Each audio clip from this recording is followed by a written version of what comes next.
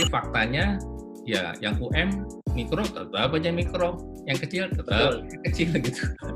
Kita didik anak-anak muda di tingkat-tingkat kelurahan sebagai sampel bahwa inilah keberhasilan Depok di bidang niaga dan jasa. Saya bimbing Karang Tarunanya. Itu saya berani garansi. Kalau Pak Imam ini calon wali kota, 100% saya berani garansi pasang badan. Bismillahirrahmanirrahim. Assalamualaikum warahmatullahi wabarakatuh. Waalaikumsalam warahmatullahi wabarakatuh. Selamat sore warga Depok semuanya. Selamat sore Pak Imam dan Pak Royke. Selamat sore juga.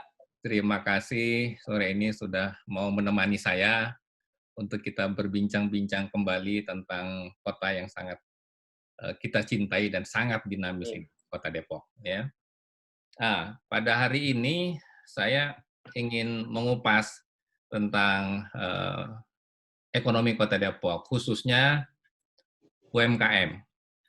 Terlalu banyak slogan-slogan yang kita dengar tentang UMKM itu penting, UMKM itu harus dibela, UMKM itu harus jadi motor penggerak ekonomi, dan lain sebagainya.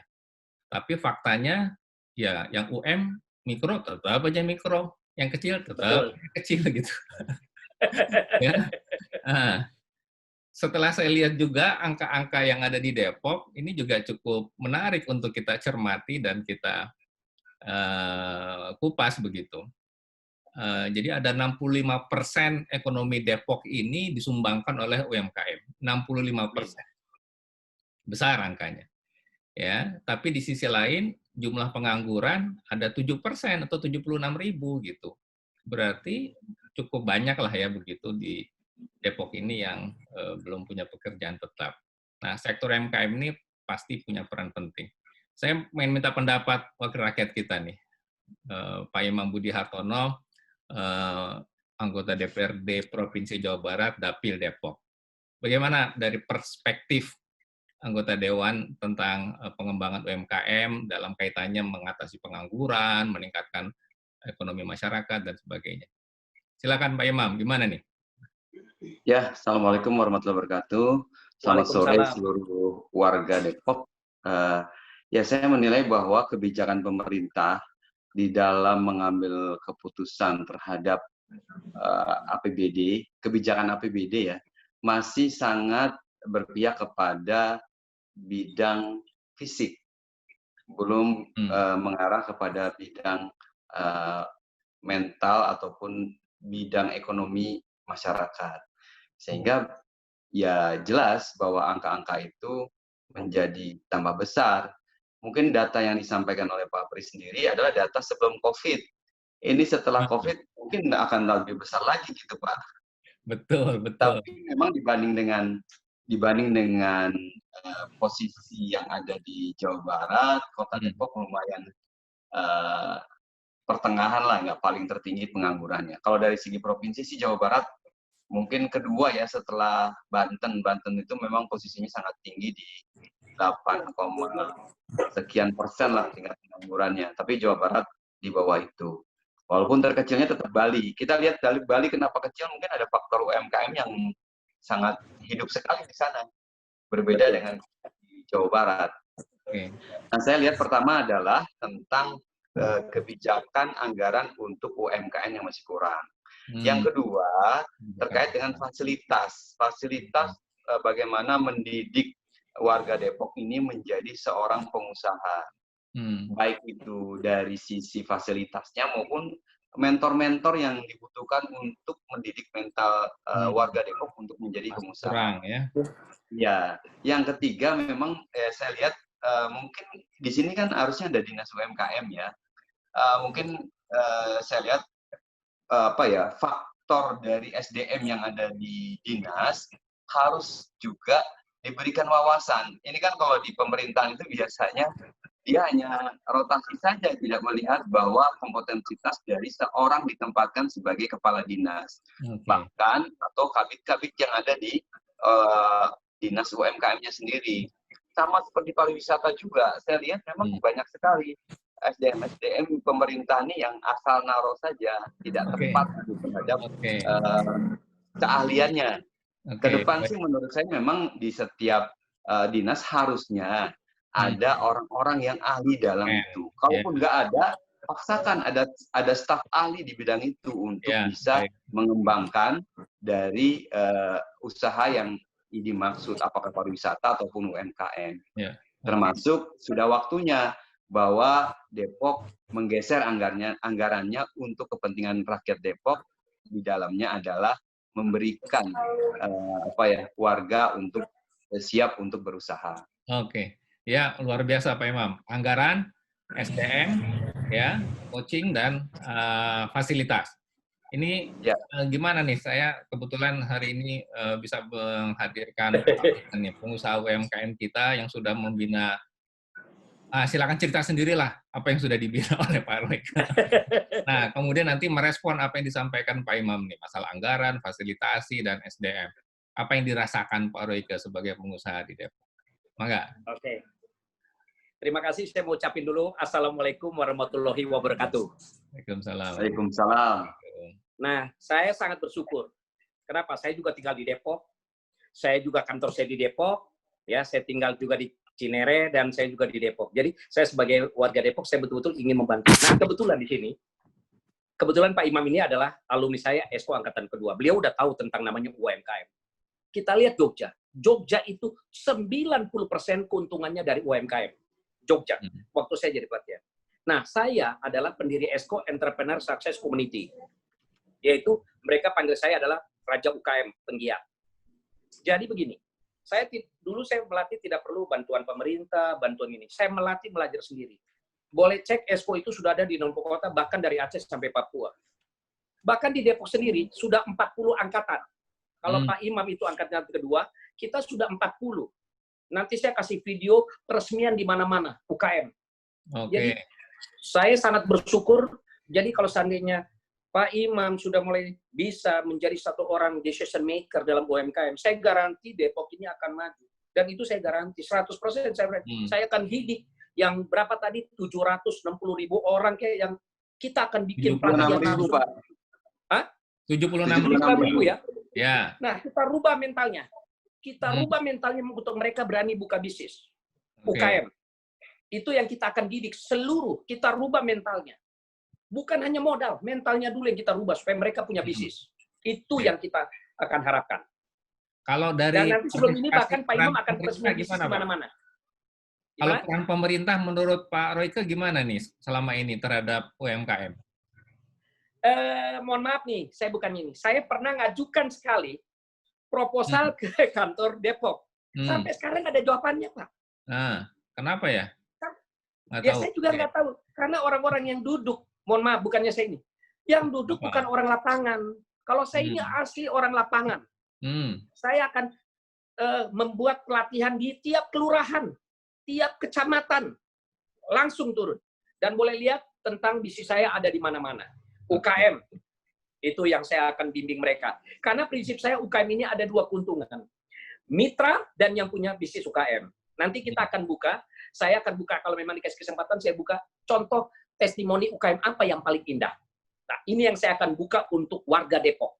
Oke. Nah, Pak Imam, nih, kan Pak Imam juga calon wali kota Depok nih.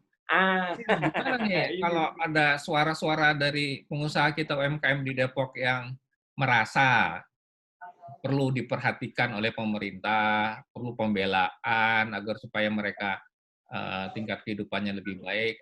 Gimana Pak Imam? Apa kalau visi Pak Imam dalam hal ekonomi ini kalau nanti jadi wali kota? Iya, saya sendiri tadi sampaikan oleh Pak Royke bahwa memang penting basis pemilihan dari pembangunan di Kota Depok. Sama seperti katakan Pak Royke bahwa kita akan berbasis pada tingkat kelurahan. Kita mulai dari situ. Tadi kita didik anak-anak muda di tingkat-tingkat kelurahan sebagai sampel bahwa inilah keberhasilan Depok di bidang niaga dan jasa. Yang dimotori oleh anak muda dan juga bahwa misi itu bukan sekedar para pengusaha besar yang ada di Depok yang berhasil, tapi para UMKM dan anak-anak seluruh warga Depok yang ingin berusaha, kita akan didik untuk sukses menjadi pengusaha. Nah, tadi kan soalannya kan nggak ada SDM nih yang bisa meng-coaching tingkat kota aja nggak ada orangnya, apalagi tingkat kelurahan, 63 kelurahan. Strateginya gimana nih? Ya, itu mungkin saya yang jawab. Coba. Kalau dari Pak Imam dulu kayak apa kira-kira? Nanti Pak Imam gimana? bisa nyambung. Ya, kalau bagi saya, ya sekarang tuh di pemerintahan itu sudah tidak kaku bahwa kepala dinas yang menangani sebuah bidang, misalkan UMKM atau pariwisata, kita bisa lelang jabatan. Oke. Nah, dari situ kita bisa mengambil siapa orang yang pas untuk menduduki jabatan tersebut, yang punya konsep untuk mengembangkan itu. Kalau UMKM, bagaimana konsepnya? Kalau nggak ada yang di Depok, nggak ada yang bisa, ya kita bisa mencari orang yang pas untuk bisa menduduki jabatan itu agar UMKM di Depok bisa berkembang dengan baik. Oke, kalau dari Pak Royke gimana? Gimana bisa berbasis kelurahan nih? Strateginya gimana kalau dari sudut pandang? Kalau saya begini, Pak Imam ini kan pegang Karang Taruna. Saya training setiap Karang Taruna, tiap kelurahan. Mereka harus bisa jadi mentor di setiap provinsi, di setiap kota, atau di setiap kelurahan. Jadi saya training Karang Tarunanya. Karang Tarunanya saya training. Di samping mereka punya bisnis dulu. Saya bimbing Karang Tarunanya. Itu saya berani garansi. Kalau Pak Imam ini calon wali kota, 100% saya berani garansi pasang badan. Boleh catat dan rekam suara saya. 100% yang miskin saya akan rubah bisa punya bisnis. Itu garansi dari saya. Tidak perlu Pak Imam yang maju biar saya. Karena saya senang Pak Imam adalah alumni saya. Jadi Karang Taruna yang saya training, Pak. Karang Taruna yang saya training.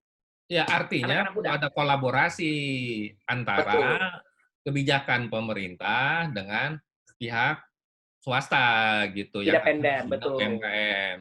Gimana Pak Imam? Ya, saya lihat gitu Pak Pri. Saya melihat bahwa ketika dua elemen ini bergabung, ya kebijakan pemerintah, SDM yang bagus, dari pihak masyarakat ikut mendukung, ini luar biasa nanti. Dia akan menjadi kencang gitu, ke tingkat keberhasilannya. Kalau sekarang nanti kita akan melihat konsep dari Pak Royke ini, karena akan membuat kesenjangan antara kaya dan miskin semakin kecil. Karena kaya berinvestasi, yang miskin diberikan usaha untuk bisa bangkit. Ya, persoalannya kan begini, seringkali kalau cara pandang orang-orang pemerintah birokrat ini kepada pihak swasta kan, ini udah alergi duluan, ini mau itu, mau ini gap psikologis ini kan harus dikikis dulu ini. Gimana strategi mengikis itu, Pak Imam? Oke. Ya, memang birokrasi itu tadi saya katakan bahwa perlu ada kebijakan yang pas, ya termasuk juga ini kan gini, bahwa namanya pengangguran itu ada dua jenis. Pertama yang memang dia yang memang keluar atau tidak bisa bekerja di bidang formal. Yang kedua tidak bisa untuk berusaha membuka lapangan kerja. Gitu.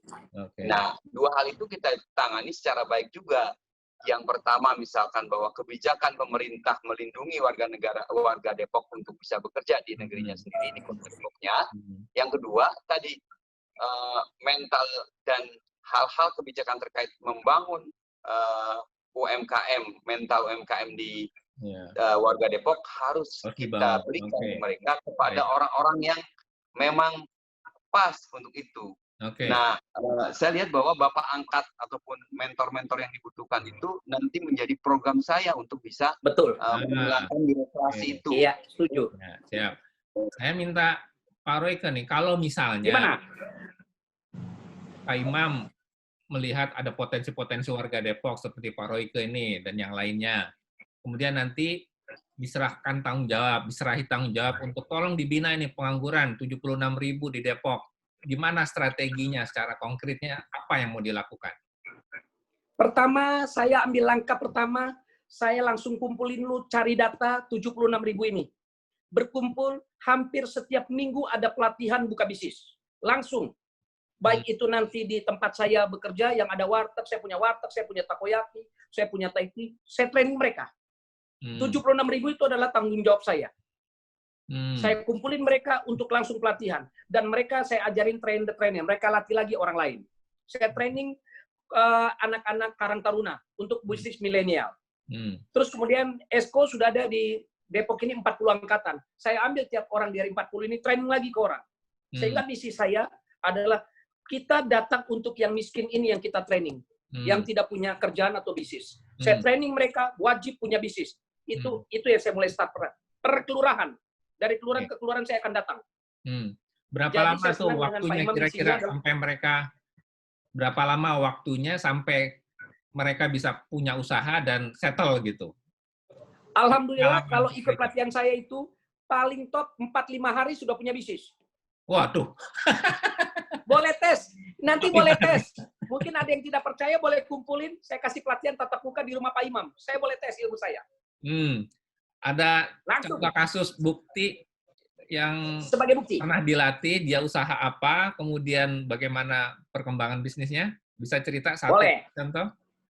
Saya buka satu contoh adalah silakan cek di IG Mama Cubit. Dia sudah buka kue cubit. Yang kedua baru kemarin saya peresmian bisnis, nanti saya kirim videonya. Mereka sudah buka ayam goreng. Karena di pelatihan saya itu sistem adalah sharing. Kenapa buka bisnis itu cepat? 5 orang. Patungan 1 orang 500.000. 2,5 juta.